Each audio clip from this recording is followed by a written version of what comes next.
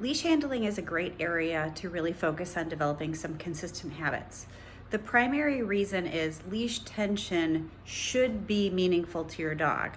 So a lot of dogs pull, they walk faster than us, they're four-legged and we're two-legged, and so it's really a pacing issue. So when we teach dogs to walk on leashes at our pace, we're teaching them to walk with slack in our leash. This is largely why we're talking about using leashes that are longer than 4 feet. We need to be able to produce some slack and call back that slack. But we're also thinking about teaching the dog what tension means. So for the most part, we're thinking of walking on a tension-free leash. If the dog causes tension, we're going to intervene. And then if we cause tension, intentional tension, we're telling the dog information. So we want to be able to create that information, and we do that by teaching some skilled behaviors. You can teach your dog to walk on the left side or the right side. Your dog can learn to walk on both. It's probably easier for most of us to start and focus on one side as sort of our training side. If we needed our dog to move to the other side, say short term because we were passing something and we wanted to put our body in between us and the dog, we could easily just have them walk on that side short term and then go back to our primary, the side that we're going to spend a lot of time training on. So we want to think about how we hold our leash. We want to develop consistent habits so slack is normal and tension is meaningful, okay? So if I have a 6-foot leash, I'm going to take my loop end based on what side my dog is walking on. If they're going to be on my left, my right hand is going to feed through the loop. If they're going to be on my right, my left hand is going to feed through the loop. This means my dog is going to be on the other side. So the hand farthest from my dog is my primary handling hand. This hand is going to give hand signals. This hand is going to give food reinforcement.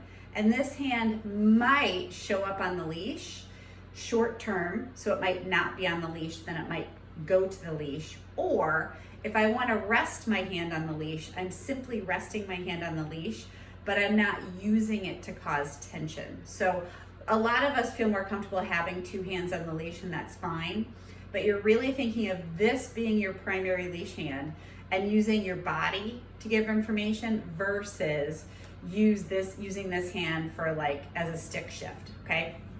So if we have a 6-foot leash, probably the only time you have your dog fully at the end of it and you're not policing tension and you're not policing leash length is maybe because absolutely nothing is going on and your dog needs to potty and they need to move around and potty. You would also make sure that you had a lot of loose slack leash if your dog happened to meeting dogs, which may or may not be happening for you, but we keep leash tension out of it when greetings are occurring because we don't want to influence, right? If we think of leash reactivity as largely a restraint issue, we want to make sure that we're not actively irritating the dog by overhandling the leash, right? So the leash, how we handle the leash, the dog literally feels that on their body, and that can impact how they're feeling, right? We can escalate things by handling them poorly. So 6 feet would be probably rare. A more likely handling length would mean that you picked up about 1/3 and you held it in your hand.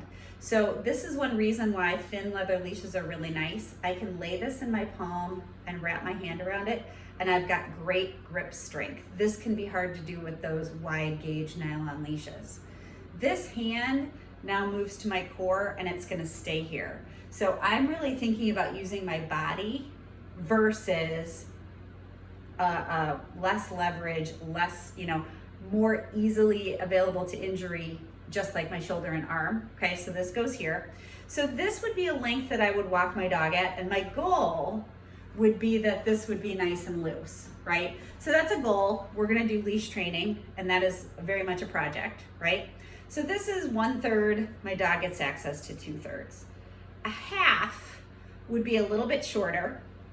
I would pick up, grab that, and now my dog still would have some slack, but they would be closer to me and I would be closer to them, right? So this is a nice length for dogs who are not as skilled or maybe prone to really moving far away from you.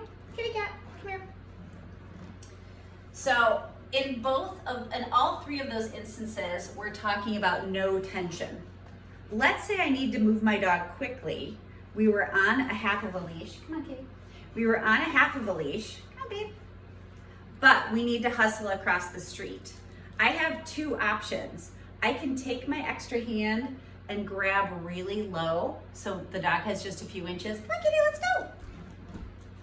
And then when we get to across the street or to safety where we needed to be, she gets her slack back, right? So I'm going down the leash and the leash is maybe a few inches long. I hold it, I move my dog. So one way is just to grab it, right, and move the dog. Another way would be to start at the top and slide your hand down. The goal here is not to pull on my dog and jerk on my dog until we're moving, and I want my dog to defer to that movement. So a lot of dogs have been pulled upon and kind of forced to move with leashes and equipment, and so they don't love it. So you can absolutely sweet talk them when you go low and move because there's going to be some tension. Or you can put a treat at their nose.